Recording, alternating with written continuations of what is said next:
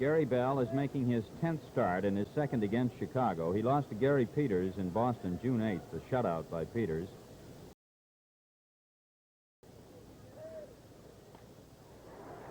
Crosby gets a base hit. Reggie Smith with the ball, and Wayne is on. 1 out and 1 on in the last.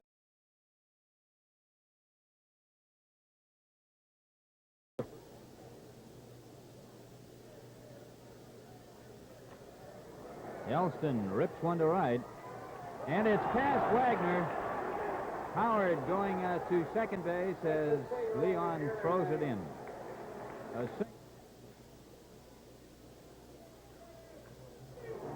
Well, he's going to left center, and he's going to get some extra bases out of this one. Howard is home, and Gary pulls up with a double. 1-0 Red Sox.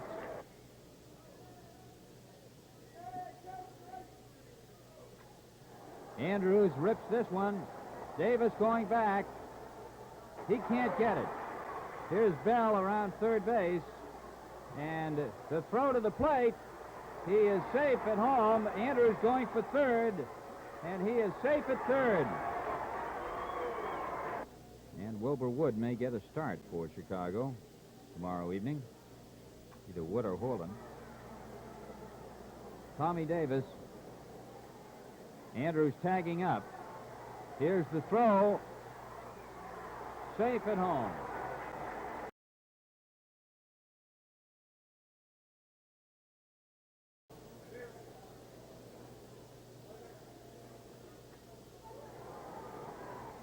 Yastrzemski makes the catch out in left field. Good play by Carr.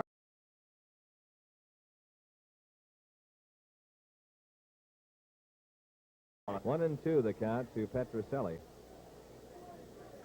Side armor lined to left field, base hit. That time, Fisher, who had been successful on that sidearm pitch with 2 strikes to a right-handed batter, didn't fool Petrocelli and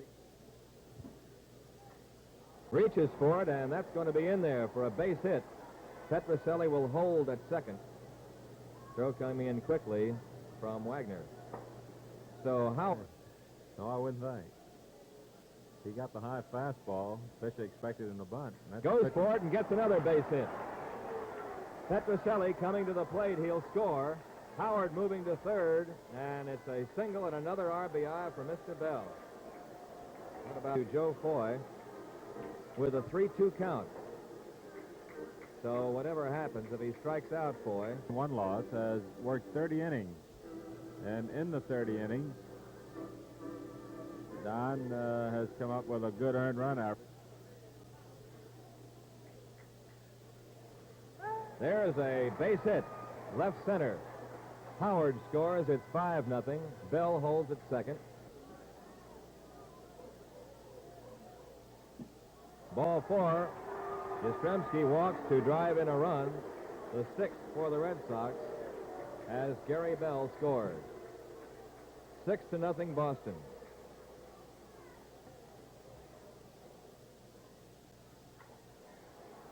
Aparicio to Causey to Ward for a double play to end it.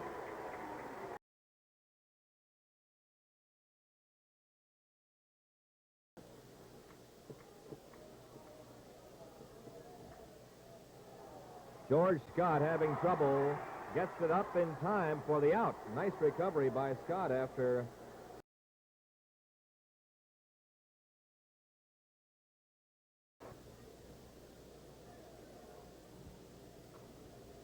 and it's a base hit past Aparicio to left center. 2 for 3 for Rico.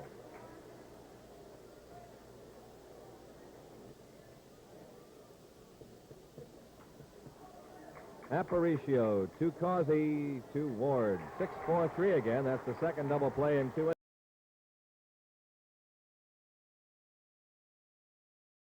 In their ball game with the Dodgers. Ward rips one toward right, but Harrelson is there. Hawk almost misjudged that, but he sticks up that glove. Well hit to left near the line, though. It is curving. It is a home run. It hit the foul screen for a homer.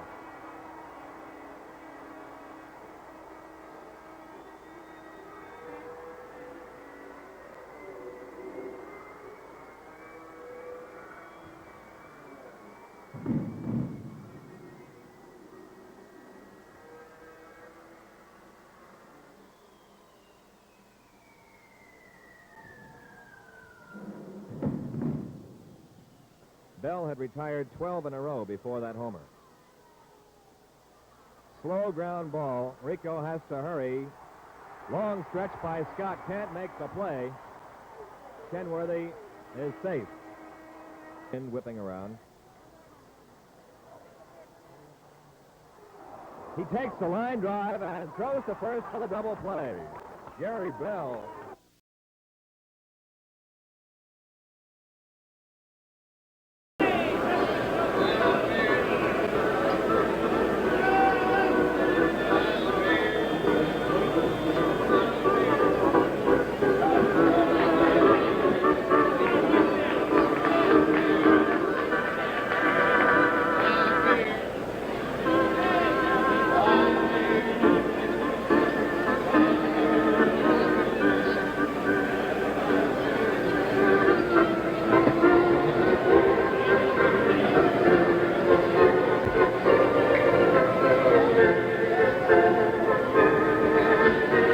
See, McMahon went 2 2/3 with 2 hits and no runs, didn't he? Yeah, 2 2/3. Lazar goes 2.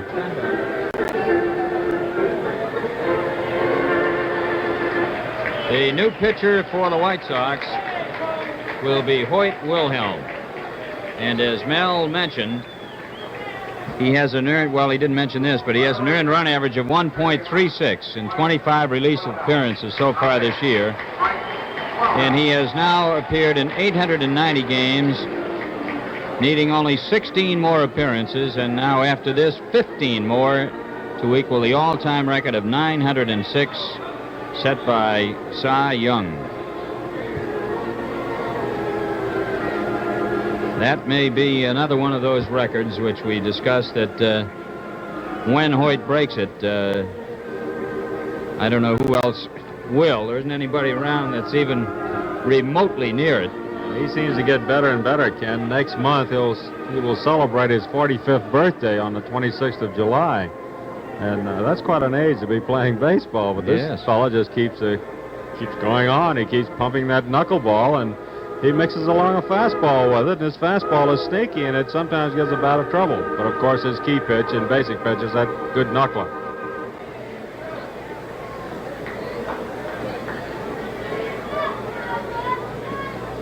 One of the records that probably will not be broken ever is the record set by an old Red Sox team in the early 1900s.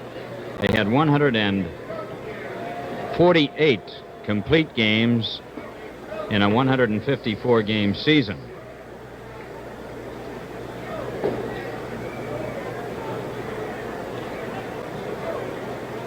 It must have been kind of fun to work in that bullpen.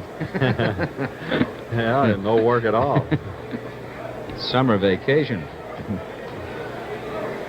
Gary Bell, the slugging Gary Bell at the plate, with 2 for 3 today, a double and a single, 2 runs scored and 2 driven in, as he's really done a fine job at the plate and on the mound.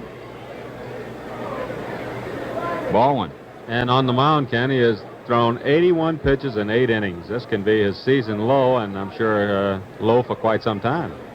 What a day to pick to do it. 1-1. If you could pick a day, which of course you can't, this would be just the ideal day for Gary to come up with a minimum amount because of the extreme heat. 1-2. That ball reacts like a ping pong ball. I'll bet he'd be great with a frisbee. Yes. 2-2.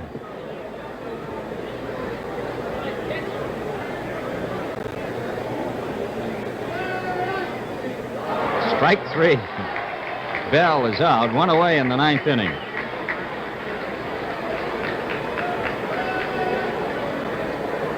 Wilhelm has had a long and distinguished career in baseball. He's had a start 1 year over in Baltimore. They used him quite regularly as a starting pitcher, and he once pitched a no-hit game.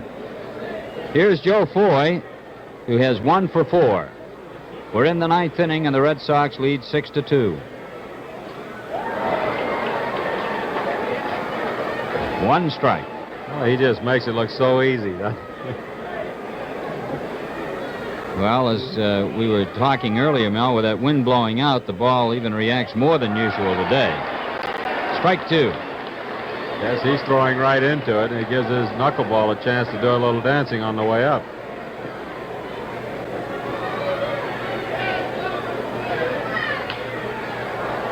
Louis Aparicio over to Pete Ward. Nice play by Louis. 2 down in the 9th for Boston.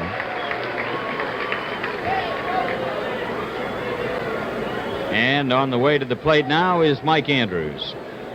Mike, in this game, flied to center, doubled in the 3rd inning and scored a run.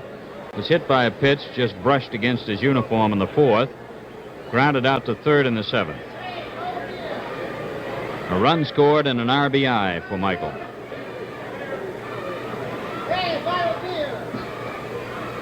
Ball 1.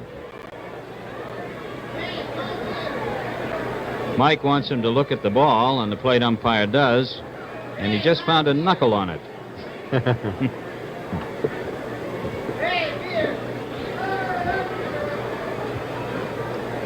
Well, talking about knuckleballers, Ken, the Red Sox have a pretty good one sitting on that bench.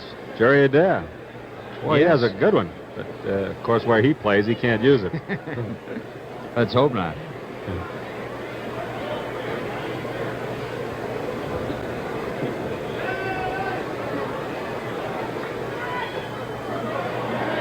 One and one. McNerney is doing a better job than he did Friday night at holding it so far. He's got that big glove, as you can see.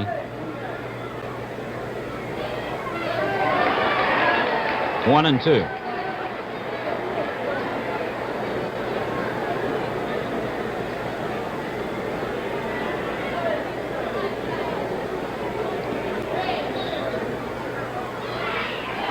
Foul back.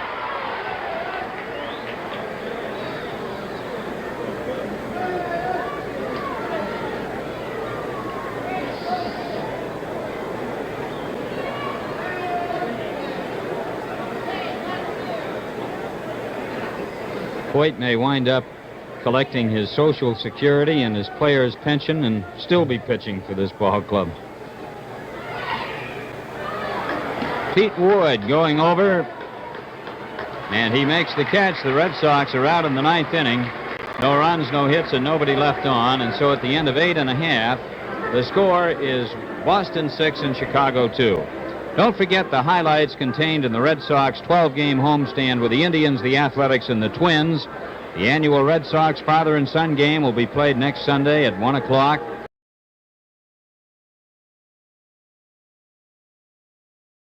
National League, Cincinnati defeated Chicago 9-8. Abernathy getting the win, Regan the loss. Cloninger had a home run for Cincinnati in the second with 1 on. Dalton Jones throws over to Scott, and there's 1 out in the 9th inning for Chicago. Play at Houston 3, Philadelphia 2. Richie Allen had another home run today for the Phils. Simpson hit 1 for Houston. Okay, Mel. There's a slow roller. Bell in. Throws to Scotty for the out.